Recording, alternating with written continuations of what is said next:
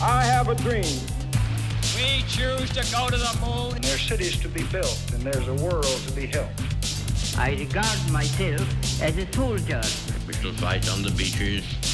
We shall fight from where the zipper ends, round under my, back to my bunghole, down where your nuts hang.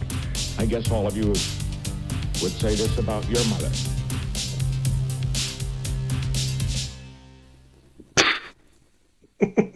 What's happening?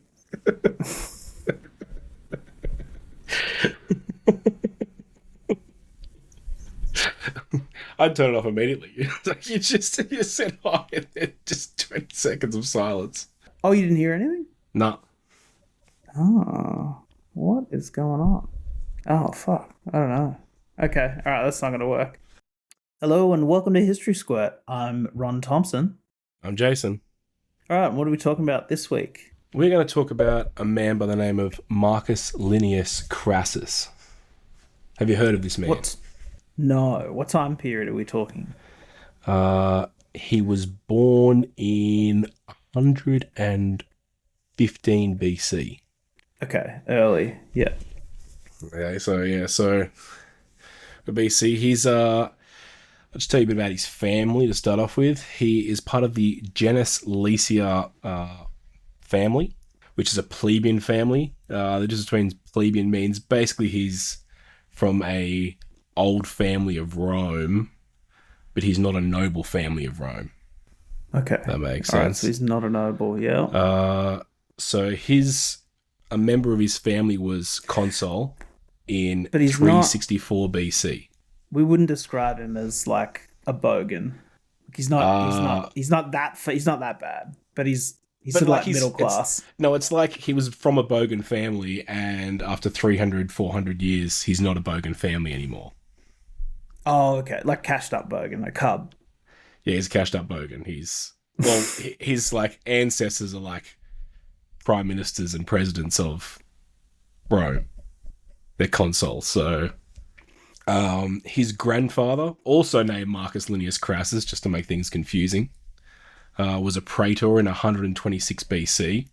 So yeah, would his granddad have known Jesus? No. No. Jesus was born in 0 AD. Well, but I thought you said he was born in 115 BC. Something. So if he'd lived to be 115 years old, he would have met Jesus, Oh, yes. But only as a baby. He wouldn't have seen all the miracles. He could have been one of Jesus' miracles. Keep the 115-year-old man living. I meant like maybe, well, like, because Jesus probably, Jesus banged. Jesus, yeah. 100% Jesus banged. There's no way he didn't. Yeah. This guy, he's so popular. He's essentially like a rock star of the day. Yeah. Right? He's a rebel. Dude, ladies love that. So yeah, he definitely, he banging. Yes. Anyway, so this guy's potentially a relative of Jesus. No, not at all. He could possibly be a relation of the person that killed Jesus. That's much more likely. Probably. Yeah. Probably more likely, yeah. So these are it's a poor family. So they're essentially they're bogans, but now they're cashed up bogans. Cashed up bogans sort of now. That's where we're heading. 300 years, you get rich. They're very rich. They've taken power. So his father was, like I said, his grandfather, he was a praetor in 126. He was nicknamed Allogistus, the Unlaughing or Grim. So I found this weird story that was like the first ever writer of Roman satire wrote a book, and it made a joke in this book about his grandfather that asserted that I saw him smile once in my life. The joke being that he never smiled. I just thought that was interesting. He just never smiled. Did he have no teeth, maybe? He never smiled, and he is recorded as some of the first ever satire recorded in Roman history was based on him not smiling. It's like, I saw him smile once, ha ha ha. It's good. That's a good Roman joke there for you. Comedy's evolved. Comedy's evolved since then, yeah. His father, Publius Linius Crassus, was a consul. And his achievements in life were removing magical arts and human sacrifice from Roman society. So he was like involved as one of the people who removed human sacrifice put it into law that it's obviously illegal. Yeah, I think definitely would have kept human sacrifice on the table. Probably. You know, I think if you want it to rain, you want it to rain blood in particular, because blood's good for the soil. It is, right. Lots of vitamins, minerals, that sort of stuff. You want it to rain blood. Everyone knows. You gotta have the human sacrifice. Well, we decided to stop the human sacrifice. I thought it was a good idea. No, I think it was the wrong choice. And magical arts. Bring back magical arts. Yeah. Are we talking what sort of sacrifices do they have back then? Human sacrifices. What were they doing to people? Yeah. But how are they doing it? I think that would just pagan sacrifices were usually just to the throat and bleed out.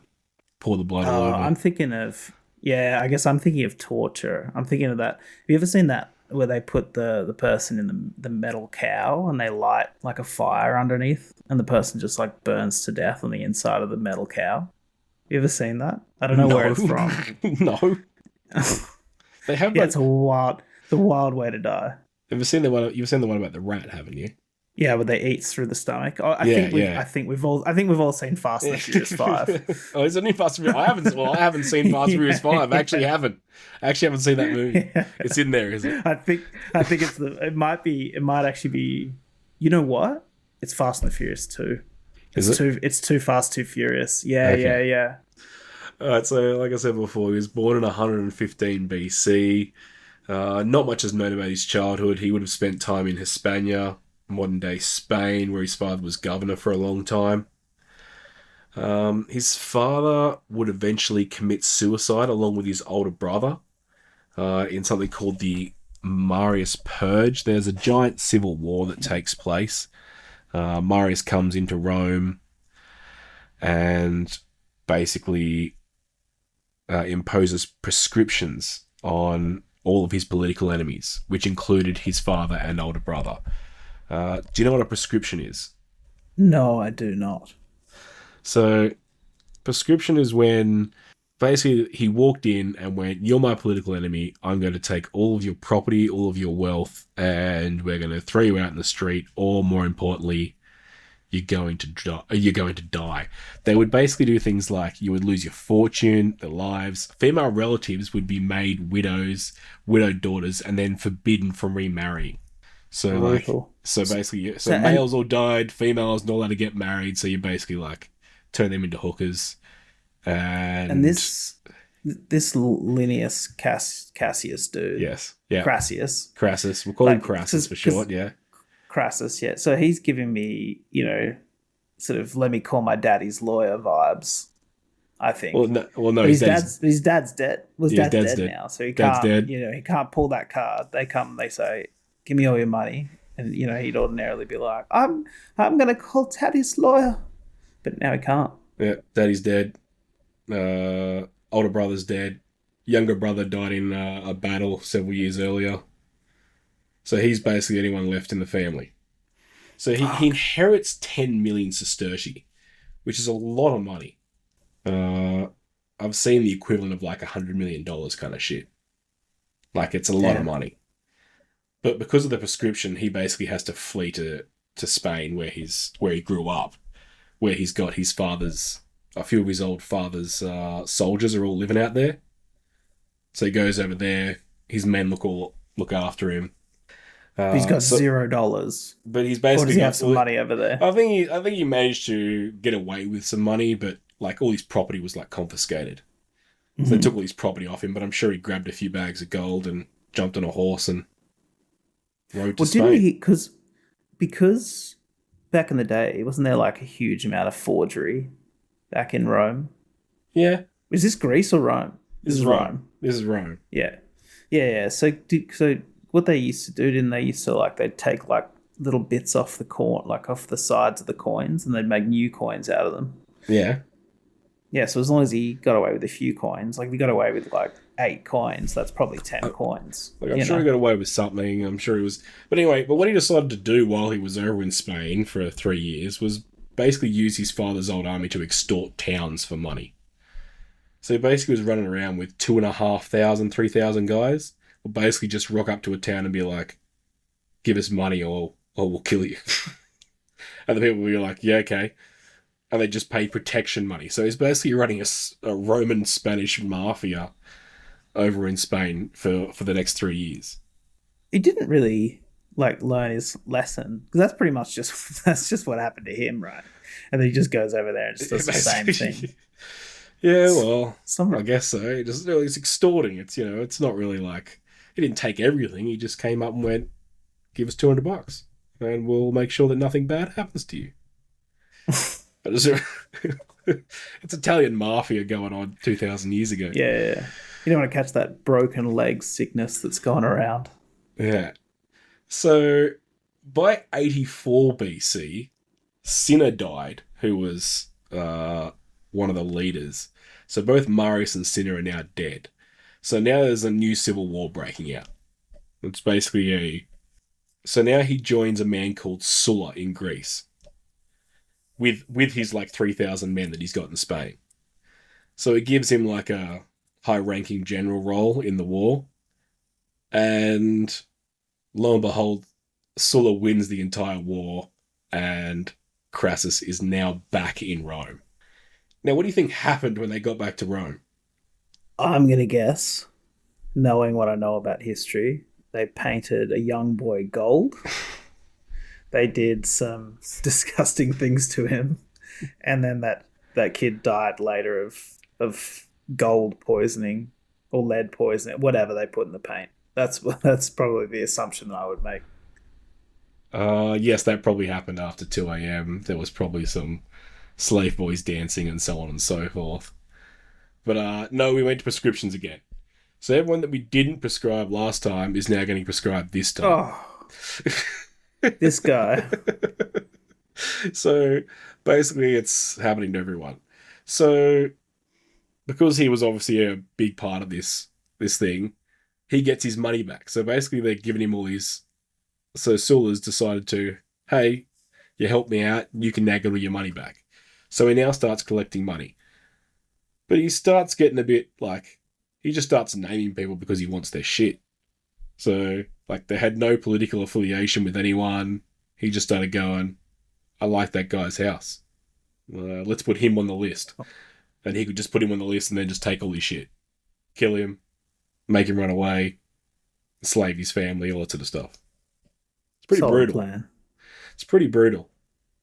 But in their defense, it happened to him. Now, the thing was that when all these people got all this property, they decided that they wanted to, they had to put it on the market to sell it to get money for it. So nobody, you got a property, but it's I want the cash, so you got to sell it. Yeah.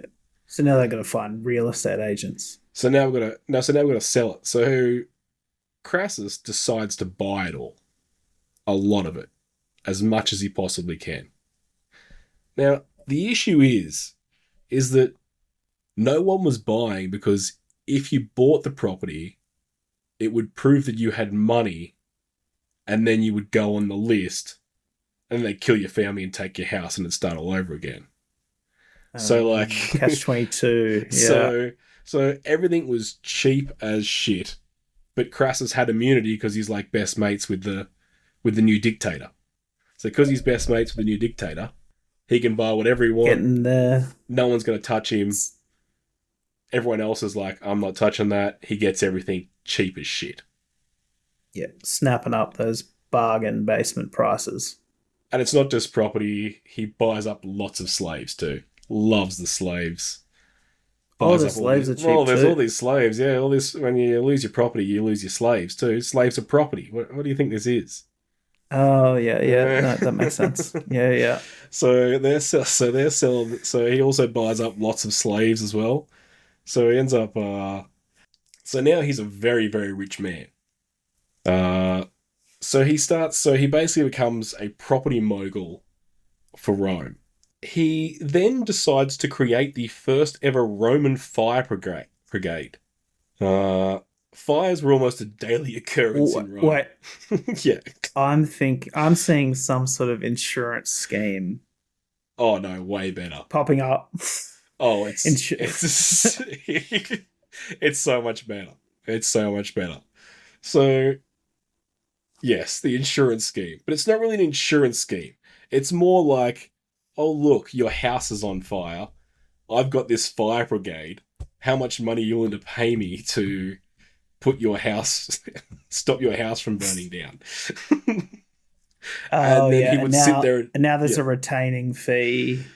And also, because he's a property mogul, he was very much like, well, if you're not going to pay, I'll just let your house burn down, buy your property later. And he had a workforce of like thousands of slaves that were basically trained builders that were basically just, he'd let a house burn down, buy it for cheap, then send in his slave army force to build the property, sell the property. If you had enough slaves, right?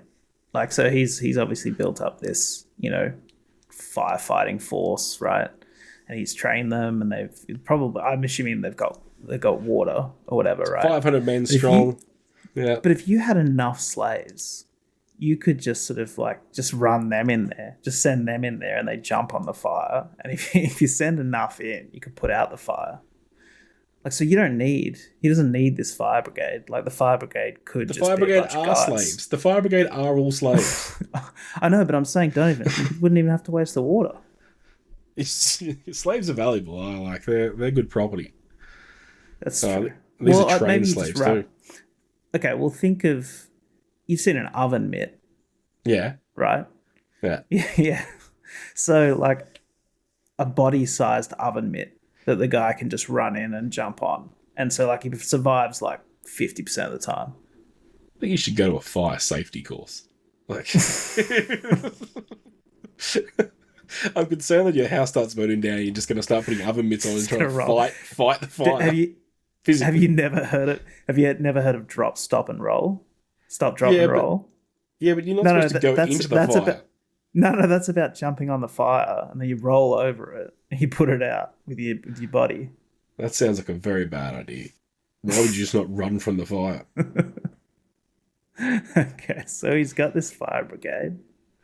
Alright, so he's got this fire brigade. So basically his property portfolio is exploding. Then several years later, everyone wants the property back.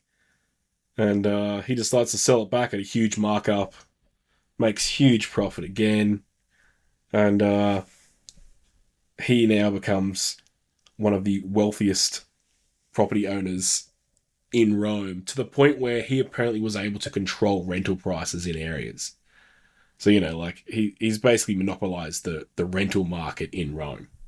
Yeah, I'm thinking no rent-controlled properties back then. None of that. Now, I've got a quote here for you.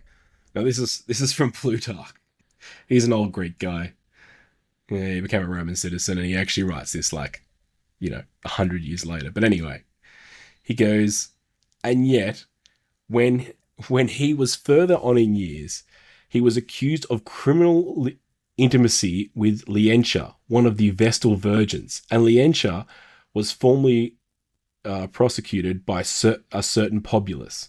Now, Linsa was the owner of a pleasant villa in the suburbs, which Crassus wished to get at a low price.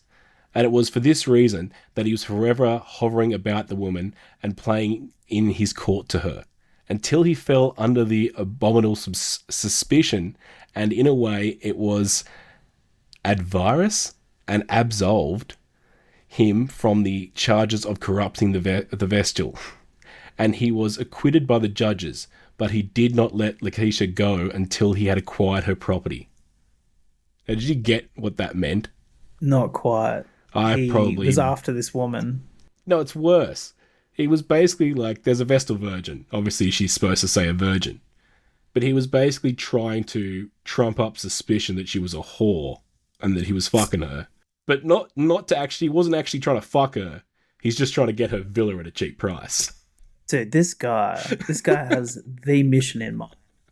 You know, he's not being diverted by pussy. He's just fucking. Those property prices, bro. Those are number one. This guy's like, you know, the original Jeff Bezos, absolute killer. Well, no, I would actually describe him more like he's more like Warren Buffett, because he actually in all of this like crazy stuff, he lives a pretty simple life. He doesn't live in a giant villa. He eats pretty simple food. Doesn't have giant lavish parties. He's just sort of a simple dude who apparently just spent his day just talking with his business dudes. Just an absolute miser. Yeah. So it's just like I don't like that. Enjoy it, you know? What? Especially if you're doing all this dirty shit, you know? Get some gold boys in there. You know, have a party, some grapes. Pretending to fuck a virgin so you can buy her villa. Like, it's very odd. All right, so how wealthy do you think he was? So according to contemporaries, he had 229 tons of silver. 229 tons. Tons, yeah. Which would be, do you want that in ounces? I got it in ounces. It was 223 million grams. 8,090,738 ounces. Now, silver's pretty cheap at the moment, but that would be valued today at like $223 million. But I reckon that would probably be closer to a billionaire. He's probably a multi-billionaire. This was worth more back then, silver. Yeah, it was definitely worth more compared to gold. It definitely was. And I think, I don't know, it's not like inflation. You can't track inflation with this kind of shit. Like, it was so long ago that money doesn't make sense. Like, things are obviously way more expensive and other things aren't. Okay, so now he's got all his gold. No, he wants to... Yep. Sorry, you're about to say something? We're about to go to the next bit. Yeah. With all that silver, I mean, he probably could have started an Etsy account. He actually had silver this guy. Oh, did he? There you go. Yeah. Well, yeah, no. Well, I'm thinking like, you know, get into you know, jewelry manufacturing, that sort of stuff. You know, set up an Etsy, get that shit on there, because he's always about the money. So, you know, you obviously want to use. You don't want to just hoard that silver. But I don't think he's actually just. I think that's his value. I think that's how much silver he's actually got. That's just like how they value things. It's like it's worth this much silver. Yeah, like it's more of a measuring term as opposed to a physical. I see. It's more like that was their dollars. Like he's got this much tons of silver. I see. All right. Okay, so now he's rich. Right. He's a very rich man.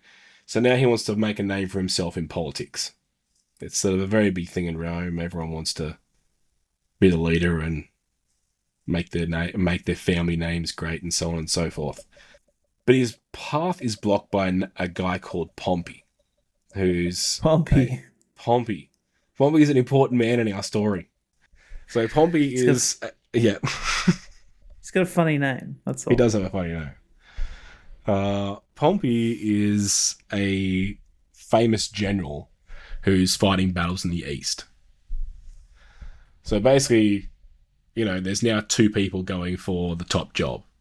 It's him and this guy. On the upside, though, the top job has two positions. But they're both going for this top job.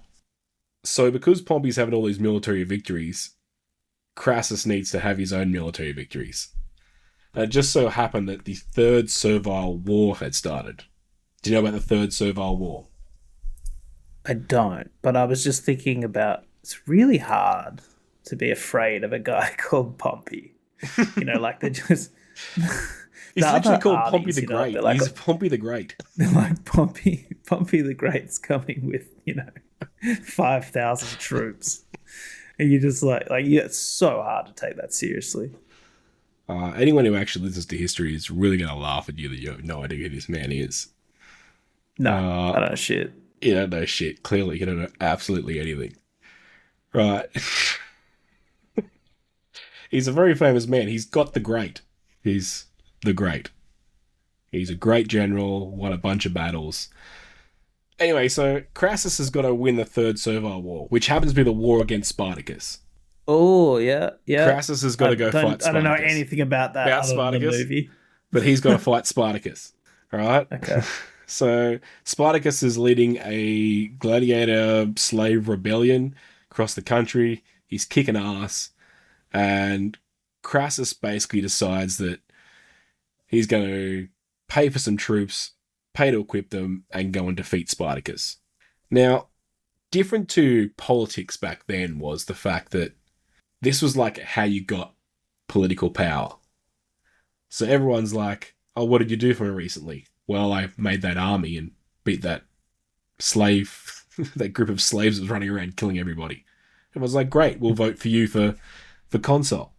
So it was, and Pompey at the same time was doing his victories over in Turkey, basically. And he's getting all this credit, and everyone's like, he's a great general, and they're going to vote for him.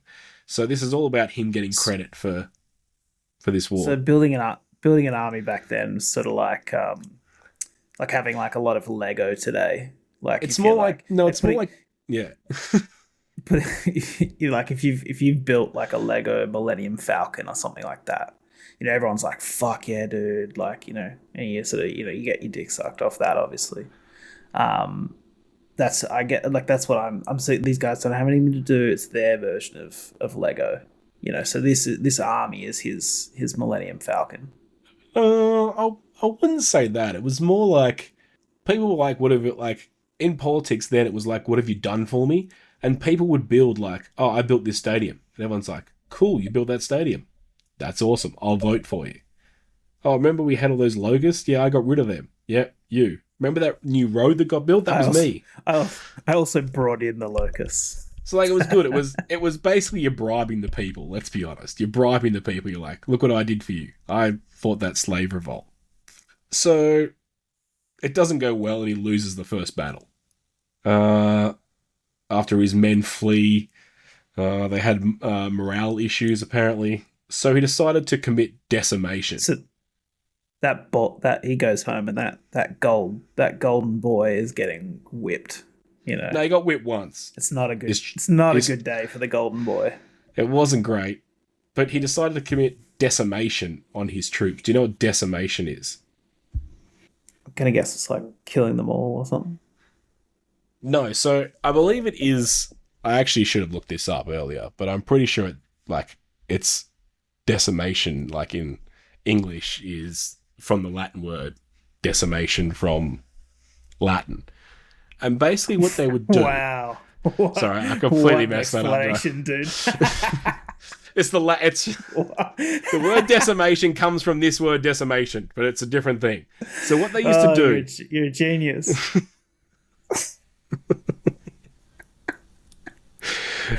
Okay. All right. So what they used to do was they'd get 10 guys, right? You'd put 9 black rocks into a bag, 1 white rock into the bag. Okay. Everyone would then select a rock. Whoever got the white rock, the other 9 people would then beat them to death with sticks. Why? Just punishment for losing. Yes, pretty much. It's a punishment of... yeah. Apparently it worked. He claims that his army's morale increased after, like, he was like, that was it. I'm like, I did that because, like, the troops really like Theo. They just loved it. It's a fun little game. Well, apparently, like, back to that Plutarch guy, he apparently says, well, they then figured that Crassus was more dangerous than the enemy because, like, if they ran away again, he was going to kill another 10th of them. So they were like, fuck, we better not run away this time. It reminds me of that saying or whatever. It's like the beatings will continue until morale improves. So yeah, that's what he did. So he then ends up beating Spartacus again. We're not going to the Third Servile War. That's another whole thing. But he beats Spartacus at Licinius River. Spartacus attempts to kill him personally, but only manages to kill a few of his bodyguards, his centurions, and he wanted to win it quickly because Pompey was on the way to try and steal his victory. He was concerned, so he won this battle. Now, this is another one of this guy being a bit of a cunt. He decides to crucify 6,000 slaves along the Appian Way, and the bodies weren't taken down. So on the main highway, he just decided to crucify, basically like that Game of Thrones thing. I'm pretty sure that's where it's from. Left them up, upside down, front ways up. I think front way up. Classic crucifixion. But the Appian Way is like the major highway. Like there's just 6,000 bodies just rotting across the like main highway. I think he was probably to go back to that what you were saying before, where you were saying they're trying to do things for the people. Have you ever noticed like around like highways and stuff, they put up those big art structures, if you drive along the parkway in Canberra, you'll see those big art structures. They paid millions of dollars for those, right? Maybe that's what he was trying to do. Maybe this is just like he thought that was sort of art, right? And he thought, well, these people, they travel along this highway, and I want to give them something. I want to be able to turn around and say that and so the bodies, because you don't know how he dressed them. He could have been an artist, but I think he just wanted to be like... It could have been a Christmas theme. It could have, he might have made it fun. He might have made it fun. You don't know. He pre-saw Christmas like 100 years early. Christmas is based on other traditions. The first Christmas is still 71 years away. But yeah, okay. Yeah, dude, he's got some foresight. But I think it was just to intimidate everybody else, to be like, slaves, don't fucking revolt again or I'll crucify you all. He might have had like a new clothing line or something that he was about to put out, right? Being a businessman. Yeah. And he thought, like, mannequins didn't exist back then. Like, they had busts and stuff like that, but the clothes don't sit very well on them.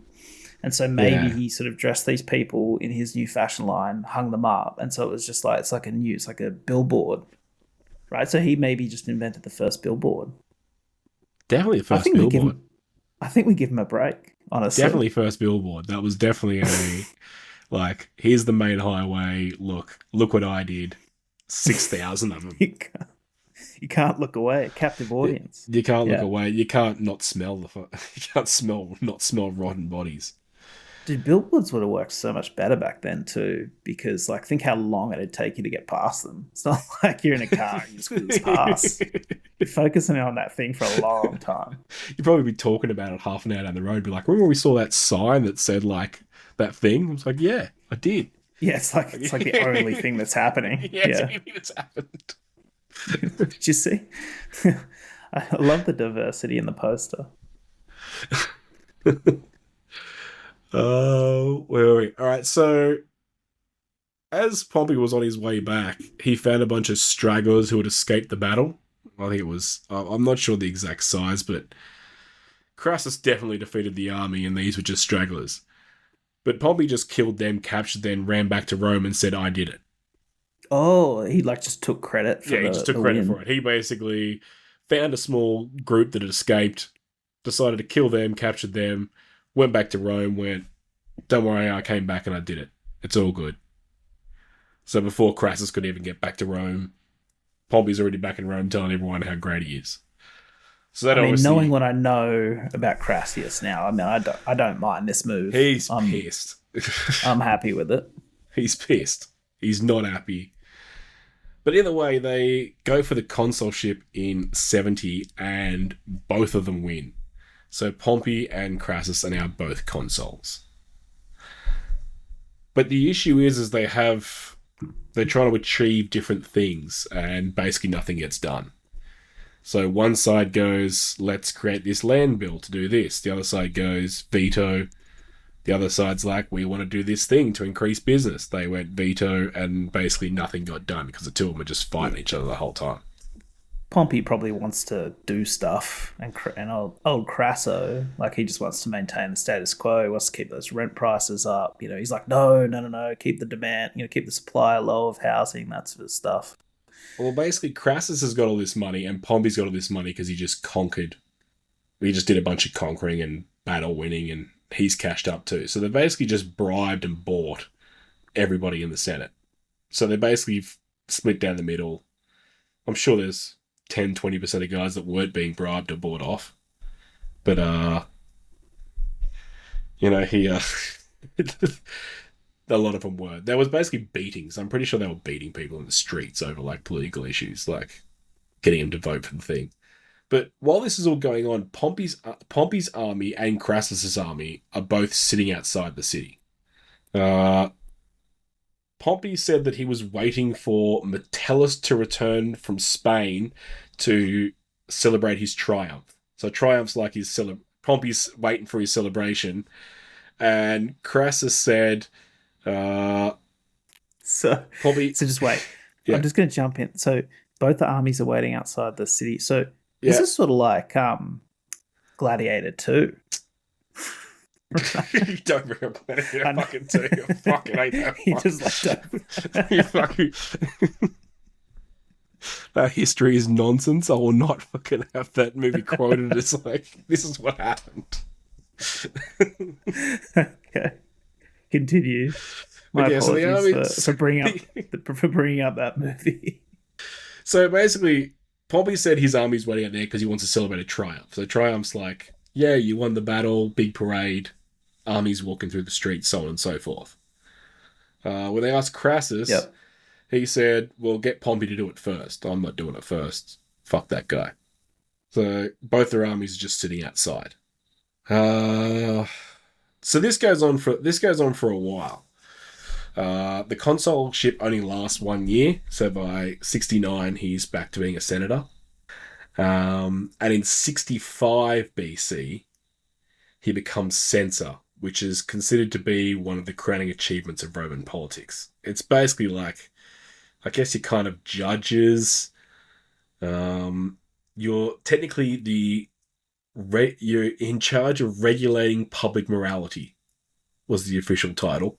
But you had a lot of powers, and that was basically a job that all old consuls did.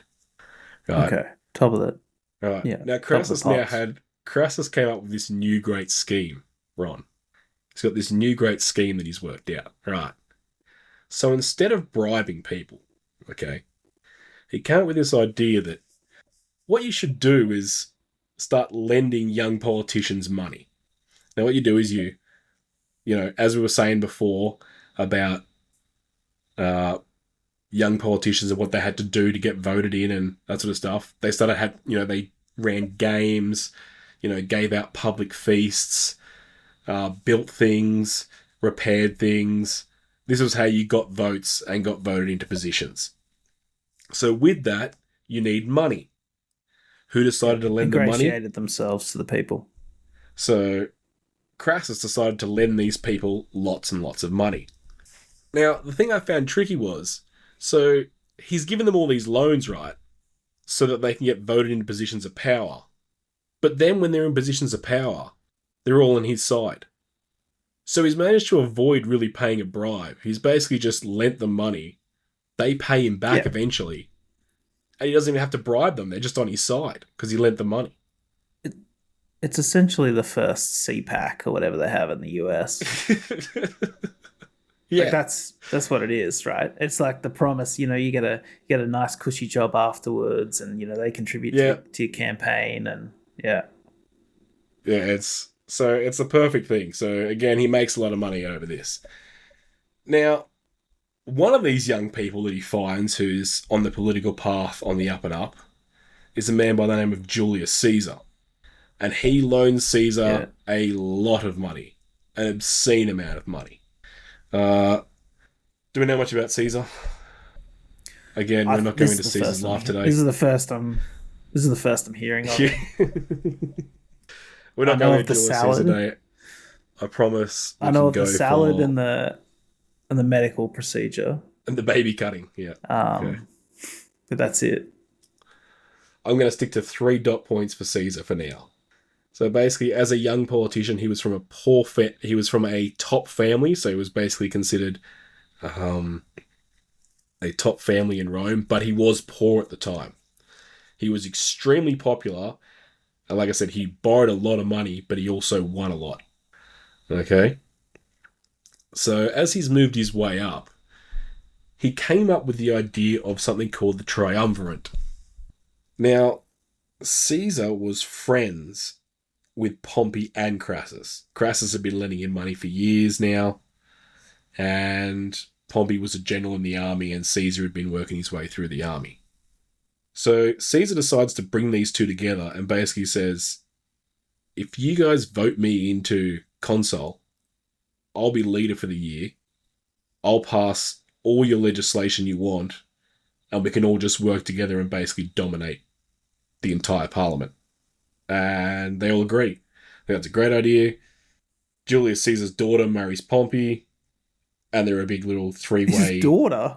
Yeah, he marries... Isn't he yeah. like... So Julius Caesar's like way younger than Pompey. Yeah.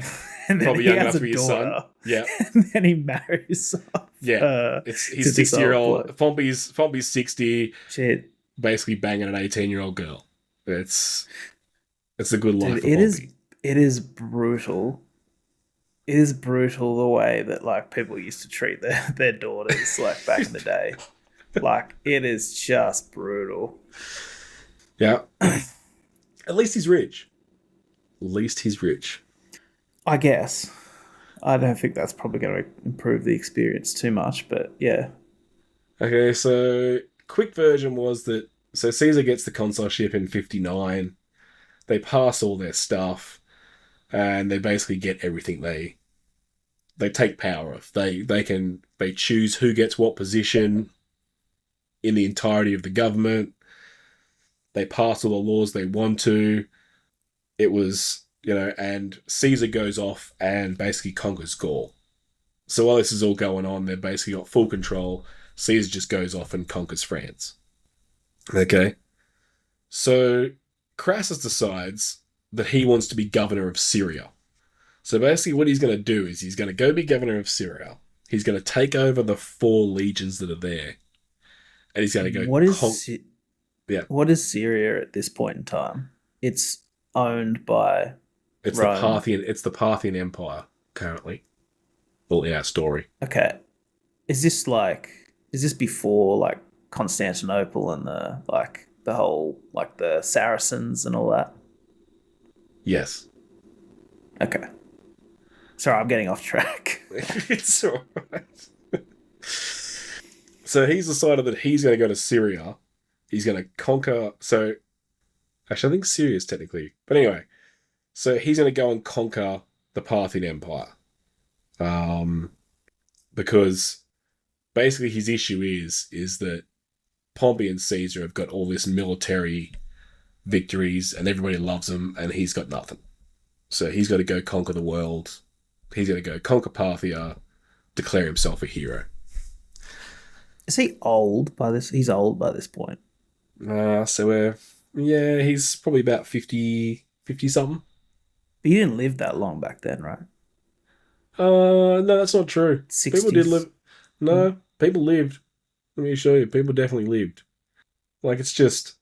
All that olive oil and stuff. I guess that's Greece. Like, there's definitely people in their 80s.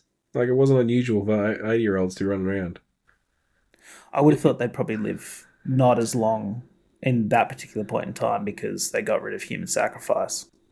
And that's what really makes you live longer. Is drinking the blood of the innocent. You know what doesn't make you live longer? Like 5 years apart, 2 guys coming in and just murdering half the test. Or you commit suicide. That probably brought down the average. Brought down the mood. So he goes off. He's going to Syria. He wants to have a good victory. Yeah. So he takes his son. He takes his legions. He's going to go conquer Parthia. So in 54 BC, he starts attacking Parthia. He's quite successful. He just kind of runs into the Parthian Empire, takes a few bases, goes, that was a good summer campaigning, and goes back to rest for the winter. There is a whole campaign, but we're not going into that. Then in 53 BC, we're starting the new campaign. At this time, a Parthian ambassador turns up, and he requests peace. He doesn't want to The Parthians don't want to fight the Romans, they want peace. Crassus replies that he will talk about peace when he's in Seleucid. Seleucid is modern-day Baghdad. So he's basically saying, I'll talk peace when I've taken your capital. And then the ambassador This guy, yeah. he's a real trendsetter. Like, so he's going after the oil already, Yeah. right? He's first fire brigade. Now he's after the oil, right? Got to power that fire truck. Yeah. Trailblazer. He's a trailblazer. He's an important man. So the ambassador replies that hair would grow on the palms of his hands before he would see Seleucid. I don't know why they would quote that. Seems like, how does that survive? But other things don't. I think it's because it generally doesn't happen. You know, people don't have hairy palms like you. You fucking you ape. I'm hairless, mate. I don't know what you're talking about. Alright, so we decide we're going to have a battle. So he's now got 7 legions. He's got 34,000 men, 4,000 auxiliary forces, and 4,000 light cavalry. Whereas the enemy has 9,000 horse archers and 1,000 heavy cavalry. They bring no infantry to the battle. Don't need to. Don't need to. So the Romans formed up into a square and put the cavalry in the middle. And basically the horse archers just rode around in circles and shot them with arrows. All day. Like fish in a barrel. Like fish in a barrel. They just sat there and they just shot. Now, Crassus had the plan that he was like, well, they'll run out of arrows eventually. Like, we'll just stay here, keep our shields up, take minimal casualties, and we'll all be fine. But it turned out that they bought spare arrows. So they literally spent all day just shooting arrows at them. So it's about 3 o'clock in the afternoon, apparently, and he decides that he's got to get out of this situation. So he gets his cavalry in the middle, and they make a charge out. And he decides to get his son to lead it, and they charge out. As they charge out, they are met by the 1,000 heavy cavalry, and considering their cavalry is only light, they basically get smashed. The horse archers circle them. They get destroyed. What's the difference between heavy and light cavalry? Are we talking like rhinos and shit, or? It's just one's head to toe in armor, the other's not. I see. Even the horse has got armor.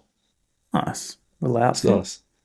So they destroy this force, and this force ends up basically in the corner of the battlefield in this cave, hiding from the enemy.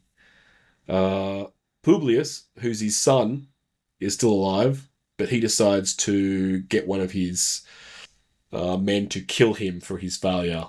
So his son kills himself in the cave.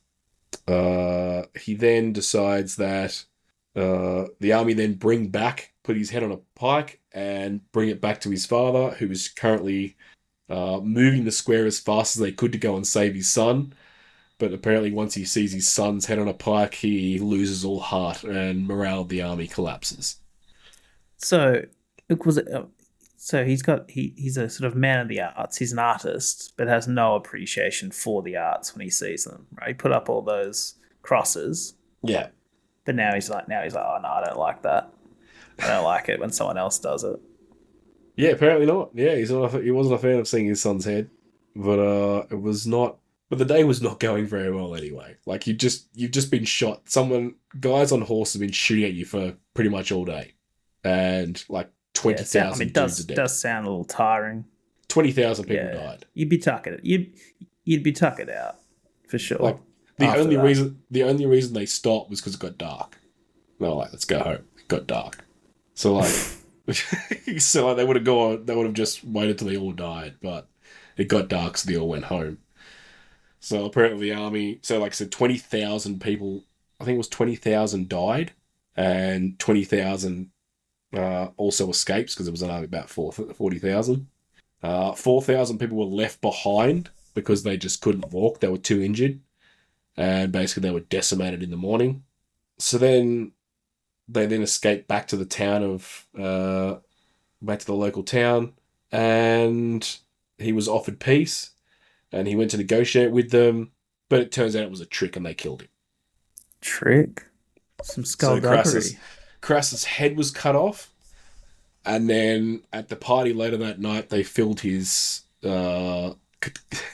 decapitated head with gold and laughed about how greedy he was. Oh, I thought, I don't know. I thought you were going to say like they filled it with piss or something. I don't know. No, they poured molten gold into his skull. It sounds pretty classy. It was nice. It sounds expensive, to be honest. Like, you're going to torture him. It sounds really expensive. It does. It sounds luxurious. Sure, you recover it later. People pay good money for that. Do you reckon that's like the gold pouring, like head, like they reuse it every time? It's like, we're going to pour gold down someone else's head again. Pour that gold. You're like partying with that for like a couple of years. And then you're like, we've got a new enemy. We killed him. Let's pour gold down his throat again. I imagine that it becomes like a center for a table or something, like it's like a nice little vase, like you can put, flowers in the eyes or something like that. Yeah. Or jewels down the neck. Surely jewels, come on. If we're going to gold, like we're going to put some nice stuff on there. So basically, Crassus, just got turned into a fancy bars at the end of the day. So he's dead. It's all over. The war failed. That's the end of him. He's dead. Money gets confiscated. Well, it was the worst defeat in 150 years of the Romans. The Romans hadn't lost that badly in 150 years. Other side note, the general that came up with that fantastic plan was immediately murdered for treason. Which was a bit harsh. It's like he just won like the greatest battle ever, and he's like, nah, treason, you're dead. Seemed not very fair. Now, the effects of this was that we had the triumvirate, right? We were talking about that before. We had three men who controlled power. Okay. And the three would basically be counters to each other. Once Crassus was gone, and Pompey's wife / Caesar's daughter died in childbirth. No. Yeah. Caesar and Pompey basically go into another giant civil war, and that's why Julius Caesar's famous. Julius Caesar takes control of the Republic. He dies, assassinated, gets turned into an empire. But none of this would have happened if Crassus was still alive. The Romans would go on what to happened to the fight? Yeah, sorry. What happened to the fire department? Don't know. What happened to the fire department? Does it still exist? It's gone. She never went. I don't think his family, there's no, oh, look, his son. I think his son was still around, but he never rose to the prominence his father did. But the war with Parthia would last another 7 centuries. So Rome would fight Parthia for now the next 700 years. Just off the strength of that battle. Well, that was the first battle, yeah. They really were the first, them. They met each other for the first... Well, that was when they first met each other on the battlefield, and ever since then, they fought them for basically 700 years. It's like, they're the bad guys, they're over there. But it wasn't really fair. Rome was all infantry, they were all horse archers. Parthia would also play songs and make fun of Crassus all the time in a bunch of plays. They thought Crassus was funny. Well, I mean, yeah. I don't know if funny. Definitely greedy. I mean, definitely greedy. Yeah, I do like his commitment to greed. Like, that sounds pretty tight. I really like his stingy bribing. Yeah. Yeah, he just seems like a real schemer, and I kind of like that. But then it all ended really badly. But yeah, it almost feels like a fable. Like there's something to learn from that. And I'm too stupid to learn anything. But I'm sure some people would probably take something away from that. I always found a lesson in it. Like he's like, I want to be a great general. But it's like, no, you're a businessman. You can't be a general. Yeah, he's just a guy with heaps of money. You're just a guy with heaps of money. I told you he was giving me those, like, I'll call daddy's lawyer vibes at the beginning. Yeah. I think, yeah, exactly. Just head got too big, right? He was like, I'm rich, I can't be stopped. Yeah. He fucked around and he found out. But generally, he sits in the side notes of Julius Caesar's story, generally. So, he sort of, most times when people talk about him, they talk about him in relation to, well, he helped fund Caesar and he was his partner early on in his career. But, Caesar's still running around France conquering it. He's not great yet. He obviously improves in greatness. So he generally, you generally find him in pop culture, and when they talk about him, it's never about him. It's more about Julius Caesar and 30 seconds on his life. Well, I thought his life was pretty interesting. Yeah, I mean, like, it sounds like the Roman, he really kind of shaped the empire at that particular point in time. It doesn't sound like he made things better. No. He took advantage of the entire system and made a lot of money. He did, yeah. Not a good guy, but owned a great guy. Few thousand slaves, you know. Yeah. Considering he murdered he told his soldiers to kill themselves, like, do you think he treated his slaves, like, well? Like, he was definitely, like, a brutal master. Like, he was definitely whipping them. I'd say he was probably doing more than that. Probably a few gold heads of his own out of the slaves. No, he wouldn't have wasted that gold. He's a smart businessman. That's true. Well, unless he was selling those for more money. He's like, get your golden slave heads. You know, he's selling those for, like, you know, out of a shop or something. Sort of, you know, farm to table golden heads, you know, at a higher price. He might have been. I don't know. Dude, you need like 4 kilos of gold to like pour down your head. Like, that's really expensive. Yeah, but it's called adding value. A value-added product that you can sell for like $300,000 maybe. It's a lot of gold. He had the money. He had the resources. He did. All right. So yes, that's Marcus Crassus. Is that the end of the tale? That is the end of the tale. History Squirt.